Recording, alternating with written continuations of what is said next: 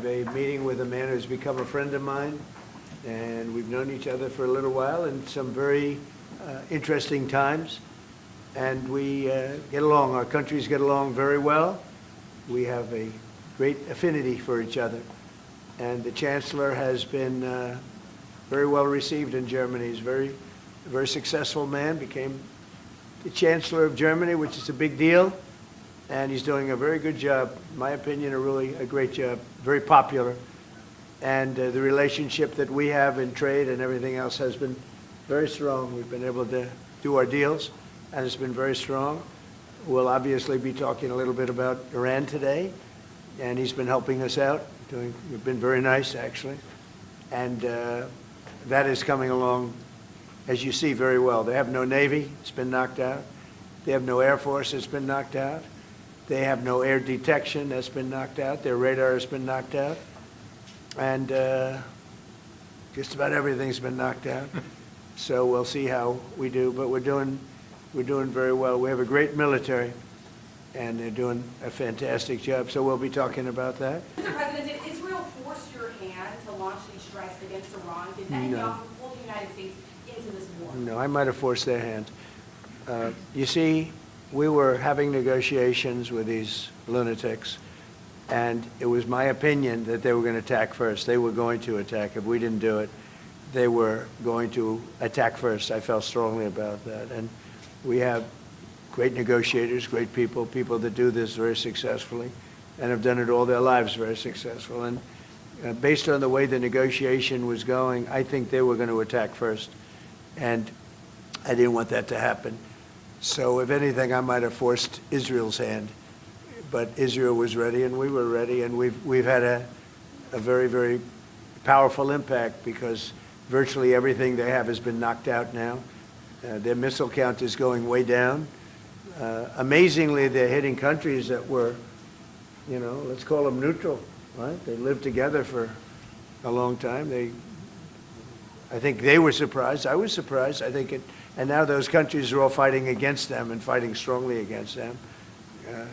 Someday they'll write a story and they'll say why they did that, but they hit countries that had nothing to do with what's going on. They were sort of leaving everything alone. All of a sudden they had missiles shot in, which shows you the level of evil that we're dealing with. They'll hit people that were actually at least somewhat friendly, and they had no problems with it. Also hitting only civilian places, hotels and apartment buildings, and we're hitting them where it is much more appropriate. We're hitting them very hard. And the big scale hitting goes now. They no longer have air protection.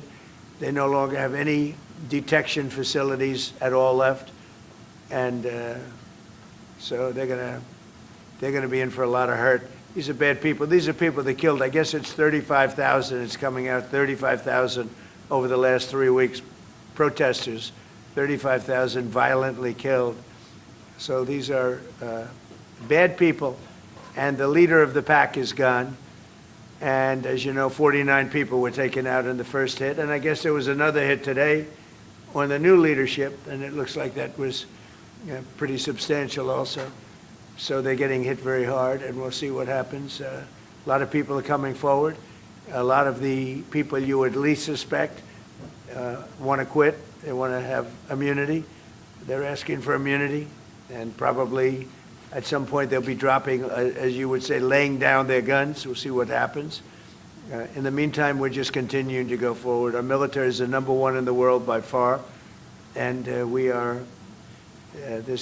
Everything's big in my book. Venezuela was big. This is big. The original hit, Midnight Hammer, was big. Everything you view is big, but it's not considered very big by some standards, by some of our standards. We have a military like no other military that's ever been built. Mr. President, what's the worst case scenario that you have planned for in Iran? Well, I don't know if there's a worst case. We have them very much beaten militarily from the military standpoint. They're still lobbing some missiles. At some point, they won't even be able to do that because we're hitting all of their carriers. We're hitting all of their missile stock. They built up all these missiles over the last few years. They had a lot of them. They've shot a lot of them, and we're knocking out a lot.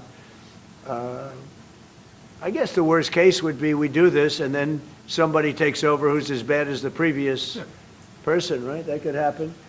We don't want that to happen. That would probably be the worst. You go through this, and then in 5 years you realize you put somebody in who was no better. So we'd like to see somebody in there that's going to bring it back for the people. And we'll see what happens with the people. You know, they have their chance. And we've said, don't do it yet. If you're going to go out and protest, don't do it yet. It's very dangerous out there. A lot of bombs are being dropped. But I would say that would be about the worst. Commercial air travel right now is severely restricted in the Middle East, and thousands of Americans are stranded. Why wasn't there an evacuation plan, and will you send planes to get people out? Well, because it happened all very quickly. We thought, and I thought maybe more so than most, I could ask Marco, but I thought we were going to have a situation where we were going to be attacked. They were getting ready to attack Israel. They were getting ready to attack others. You're seeing that right now. And a lot of those missiles that are hitting in, those are stationary. Those were aimed there for a long period of time at these other countries. So I think I was right about that. We attacked first. And if we didn't, it could have been, you know, look, we're really decimating them. They're being decimated. And if we didn't, and by the way, we have massive amounts of ammunition. We have the high end.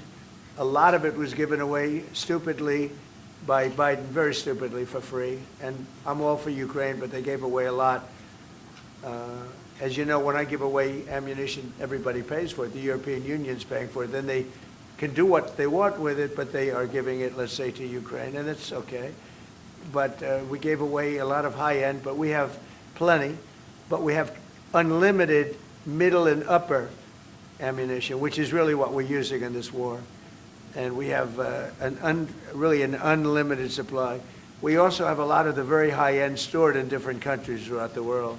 We're literally storing it there, which is actually something that I insisted on in my first term. I rebuilt the military in my first term. The military is great. Unbelievable amount of ammunition, or munitions, as they say, we've given away to. You know, the Wall Street Journal incorrectly covered the story when they said that it was given away to the Middle East. Not to the Middle East, it was given away to Ukraine. Very little was given to the Middle East. Middle East would buy a lot, and some of the nations, because they're rich, they have a lot, but it was given away to Ukraine. And it just should have been done. Look, it's a war that should have never happened. If I were president, that war would have never happened. But we have a tremendous amount of munitions, ammunition at the upper level, middle and upper level, all of which is really powerful stuff. Mr. President, a question to both of you.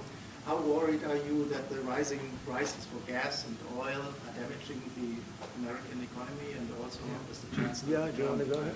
Yeah, sure. This is, of course, damaging our economies. This is true for the oil prices, and this is true for the gas prices as well. So that's the reason why we all hope that this war will come to an end as soon as possible. And we are hoping that the Israeli and the American army are doing the right things to bring this to an end and to have really a new government in place who is coming back to peace and freedom.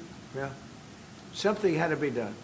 And it's been 47 years. They've been killing people all over the world for a long time. They were the kings and fathers of the roadside bomb. Soleimani, we killed him last term.